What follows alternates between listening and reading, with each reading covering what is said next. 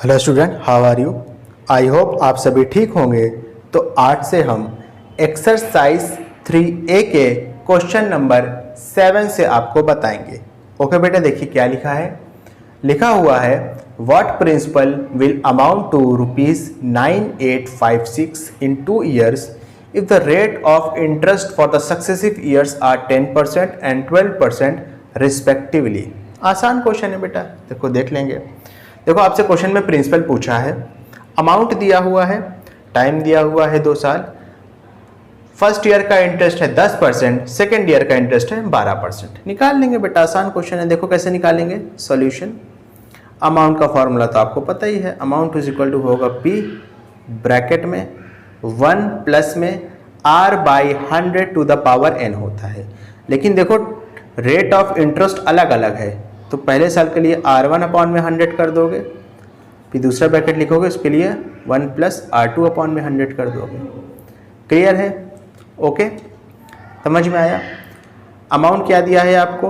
9856 is equal to principal 1 plus R1/100, तो हो जाएगा 1 प्लस R1 कितना दिया है बेटा? 10/100। दूसरे ब्रैकेट में दिया है 1 प्लस R2 कितना दिया है? 12/100। क्लियर है बेटा अच्छे से? अच्छा, इसके बाद समझो, ये हो जाएगा 9856 is equal to P into में 100 को 1 से मल्टीप्लाई करेंगे तो 100 रहेगा, प्लस 10 कर देंगे तो 110 हो जाएगा, अपॉन में 100 रहेगा, इंटू में 100 को 1 से मल्टीप्लाई करेंगे तो 100 रहेगा, प्लस 12 कर देंगे तो 112 अपॉन में 100 हो जाएगा। क्लियर है? 1 0 से 1 0 यहाँ कैंसिल आउट कर दो। उसके बाद सारी चीज़ों को शिफ्ट करके 11 और 112 को नीचे ले आओ, आपका प्रिंसिपल निकल आएगा। ठीक है, तो ये हो जाएगा 9856 इंटू में 10 इंटू में 100 अपॉन में 11 इंटू में 112 sorry is equal to principal. ठीक है, अब देखो इसके बाद आप आसानी से कर सकते हो। क्लियर है? अच्छा, 9856 जो है ये 11 से डिविजिबल है। ठीक है, कर देते हैं। चलिए 11 1 जा 11, 11 8 जा कितना हो जाएगा? 88। 98 में से 88 माइनस करोगे, रिमाइंडर बचेगा 10, आगे लिखा है 5 तो 105 हो जाएगा। फिर 11 9 जा 99 हो जाएगा, 105 में से 99 माइनस करोगे बचेगा 6, आगे यहाँ पे लिखा है 6 तो 66 हो जाएगा। ठीक है, तो ये 6 बार में चला गया। अब ये जो 112 है ना, इसको जब आप डायरेक्ट देखो 112 का जो 8 गुना है, 112 का जो 8 गुना है ये 896 है। कितना है बेटा? 896 है। तो डायरेक्ट मैं करूंगा 1 बार में, ये 8 बार में। इससे क्या होगा ना बेटा, अब देखो मैं चाहता तो 2 से भी इसको डिवाइड कर सकता था, होता लेकिन टाइम लगता है, लेकिन मैंने थोड़ा दिमाग लगाया तो मुझे समझ में आ गया।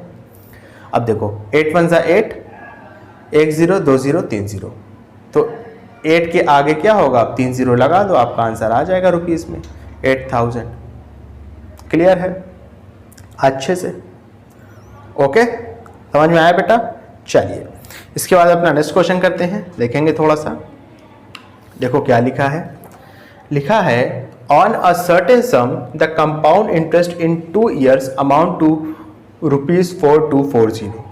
यानी यहाँ पे कंपाउंड इंटरेस्ट आपको गिवन है 4240। रेट ऑफ इंटरेस्ट 2 साल के लिए अलग अलग है, 1 साल के लिए 10% है, दूसरे साल के लिए 15% है। निकाल लेंगे बेटा, इस टाइप के क्वेश्चन तो हमने पहले भी किए हैं इस एक्सरसाइज में। सॉल्यूशन देखो। ओके, देखो कंपाउंड इंटरेस्ट का फॉर्मूला क्या होता है? अमाउंट माइनस प्रिंसिपल, यही तो होता है ना बेसिक फार्मूला। अमाउंट होता है P ब्रैकेट में 1 प्लस R1/100। अच्छा, R1 वाला फॉर्मूला क्यों इस्तेमाल कर रहा हूँ? क्योंकि रेट ऑफ इंटरेस्ट यहाँ जो 2 साल के लिए वो अलग अलग है। अगर एक ही होता रेट ऑफ इंटरेस्ट दोनों साल के लिए तो हम बेसिकली फॉर्मूला इस्तेमाल करते 1 प्लस R/100। ठीक है, दूसरे ब्रैकेट में 1 प्लस में R2/100, ये एक ब्रैकेट में माइनस में प्रिंसिपल। क्लियर है? ये आपका अमाउंट हो गया बेटा, ये आपका प्रिंसिपल हो गया। आप इसको आसानी के साथ कर सकते हो। ठीक है, कंपाउंड इंटरेस्ट कितना दिया है? 4240। प्रिंसिपल कॉमन ले लो, यानी दोनों में P है, इसको कॉमन ले लो, अंदर क्या बचेगा? 1 प्लस R1/100। अब वैल्यू भी रख रहा हूँ साथ साथ, R1 की वैल्यू है 10 अपॉन में 100, 1 प्लस R2 की वैल्यू है 15 अपॉन में 100, माइनस, जब प्रिंसिपल हमने बाहर लिया है ना तो यहाँ पे 1 बचेगा। क्लियर है? अब देखो, अब समझना, 100 को 1 से मल्टीप्लाई करेंगे, अच्छा एक जीरो से एक जीरो भी कैंसिल आउट कर सकते हो, तो इसमें कोई घबराने वाली बात नहीं है। 10 को 1 से मल्टीप्लाई करेंगे तो 10 हो जाएगा, और +1 करेंगे तो 11 हो जाएगा, यानी 11/10 यहाँ बचेगा। तो 4240 इज इक्वल टू कितना हो जाएगा, प्रिंसिपल ब्रैकेट में 11/10 इंटू में 100 को 1 से मल्टीप्लाई किया, 100 आ गया, +15 करेंगे तो कितना आ जाएगा, 115/100 माइनस में 1। क्लियर है? अच्छे से अब देखो, अब यहाँ पे समझना, अब यहाँ पे मेन है आपका, आप 11 को 115 से मल्टीप्लाई करोगे तो आंसर आएगा 1265। यहाँ देख लो, मैं यहाँ इधर करने जा रहा हूँ, ये हो जाएगा 4240 is equal to P bracket में कितना हो जाएगा 1265 अपॉन में 10 को 100 से मल्टीप्लाई करोगे तो ये हो जाएगा 1000 माइनस में 1। क्लियर है? अब देखो 1000 को 1 से मल्टीप्लाई कराओगे तो ये तो बेटा 1000 ही रहेगा, ये तो आप समझ ही रहे हो। ठीक है, अब 1265 में थे जब आप, थोड़ा शोर के लिए मैं बेटा आपसे माफी मांगना चाहूंगा, सेटअप बदला है। 1000 को 1 से मल्टीप्लाई कराएंगे तो 1000 ही रहेगा। 1265 में से जब आप 1000 को माइनस कर दोगे ना तो आंसर आएगा 265। कितना आएगा, 265। तो हो जाएगा 4240 इज इक्वल टू 265 अपॉन में 1000 इंटू में P। क्लियर है? इसके बाद शिफ्टिंग करो, आप निकाल सकते हो 4240 इंटू में 1000 अपॉन में 265 is equal to P। Clear है अच्छे से? ओके, अच्छा। इसके बाद देखिएगा, ये 5 से भी जा रहा है, ठीक है, और भी अगर कोई नंबर सोचो तो उससे भी ये जा सकता है। ओके, लेकिन मैं नहीं मारो बेटा, मेरी मानना, तो आप 265 से डायरेक्ट 4240 को डिवाइड करो, इससे क्या होगा, आपका टाइम बचेगा। ठीक है, डिवाइड करोगे डायरेक्ट ये 16 टाइम्स में चला जाएगा। ठीक है, 16 टाइम्स में चला गया, 16 को आप 1000 से डिवाइड कराओगे 16000 आ जाएगा। तो प्रिंसिपल कितना आ गया, ₹16000। क्लियर है? आपसे प्रिंसिपल पूछा था, आपने प्रिंसिपल बता दिया। देखो पूछ नहीं रहा है फाइंड द सम, आपने सम बता दिया। सम का मतलब ही होता है प्रिंसिपल। क्लियर है बेटा अच्छे से? ओके, चलिए इसके बाद अपना नेक्स्ट क्वेश्चन करेंगे, समझेंगे बेटा। तो क्वेश्चन देखेंगे, क्वेश्चन नंबर 9 हमसे हमारा क्या कह रहा है। लिखा है यहाँ पे बेटा कि at what rate percent per annum will ₹6000 amounts to ₹6615 in 2 years when interest is compounded annually। आसान क्वेश्चन है बेटा, इसको थोड़ा सा समझेंगे।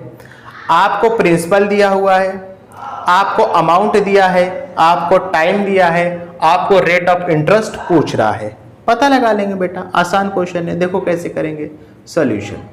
अमाउंट का बेटा सिंपल सा फॉर्मूला होता है कि A बराबर P ब्रैकेट में 1 + R/100 की पावर n। ओके, अमाउंट कितना दिया है 6615 इज इक्वल टू, प्रिंसिपल कितना दिया है 6000 दिया है, 1 + R/100 n की जगह क्या पुट करेंगे 2 पुट कर देंगे। ओके, 6000 को नीचे ले आएंगे 6615 के उस पर, 6615 अपॉन में 6000 इज इक्वल टू क्या हो जाएगा 1 + R/100 का स्क्वायर। ठीक है, 15 की टेबल आती है, 15 से काट लो, 5 से काट लो, जैसे आपकी मर्जी हो उससे काट लो। ठीक है, 5 से काटते हैं, 5 से रिड्यूस करेंगे तो ये 1 2 12 बार में 60 जाएगा, 00 लिखेगा, फिर हो जाएगा 1 3 2 3। अरे 5 1 5 बचेगा 1 और 6 16, फिर 3 बार में जाएगा 15, फिर बचेगा 1 और 1 11, 2 बार में जाएगा 10, फिर बचेगा 1 और 5 15, 3 बार में चला गया। ठीक है, अब 3 से काटो, 3 4 12 00, 3 4 12, 1 और 2 बचेगा, फिर 3 4 12, फिर 1 बार में, यानी 441 अपॉन में 400। अब देखो इधर स्क्वायर है ना राइट हैंड साइड पे, तो आप कोशिश करो कि लेफ्ट हैंड साइड भी स्क्वायर आ जाए। ठीक है, तो देखो आ जाएगा 441 अपॉन में 400 को आप लिख सकते हो 21 अपॉन में 20 का whole square is equal to 1 + R/100 का स्क्वायर। ठीक है, ये चीज़ आपको थोड़ी सी नॉलेज होनी चाहिए।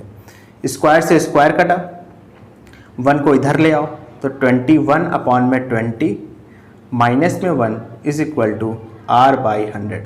और जैसे मान लो आप ये चीज़ नहीं सोच पा रहे हो ना, तो आपको उसमें भी घबराने की ज़रूरत नहीं है। इधर से स्क्वायर हटाओगे, इधर अंडर रूट लगा दोगे, फिर आप 441 का वो एलसीएम के जरिए तो निकालोगे ही प्राइम फैक्टराइजेशन करके, फिर वहाँ से 2 का पेयर बनाना, ऐसे निकाल लेना। और 400 तो सिंपल साइज का, तो आप दिमाग लगा के पता कर ही सकते हो ये 20 का स्क्वायर होता है। ठीक है, क्रॉस मल्टीप्लाई कर दो, 20 को 1 से मल्टीप्लाई कराएंगे तो 20 आएगा, 21 में से 20 को माइनस कर देंगे तो बचेगा 1 अपॉन में 20 is equal to r upon में 100। 100 को इधर भेज दो, 1 से मल्टीप्लाई करा दो, क्रॉस मल्टीप्लाई, तो हो जाएगा 100 अपॉन में 20 इज इक्वल टू r। 0 से 0 कटा, 2 1 जा 2 5 जा, तो r की वैल्यू कितनी आ गई बेटा? r की वैल्यू यहाँ से आ गई है 5%। क्लियर है बेटा अच्छे से? ओके स्टूडेंट, अगर आपको वीडियो पसंद आए तो इसको लाइक करें, कमेंट करें, शेयर करें, और इस वीडियो को उन बच्चों तक जरूर पहुंचाएं जो कोचिंग को अफोर्ड नहीं कर सकते। Thank you.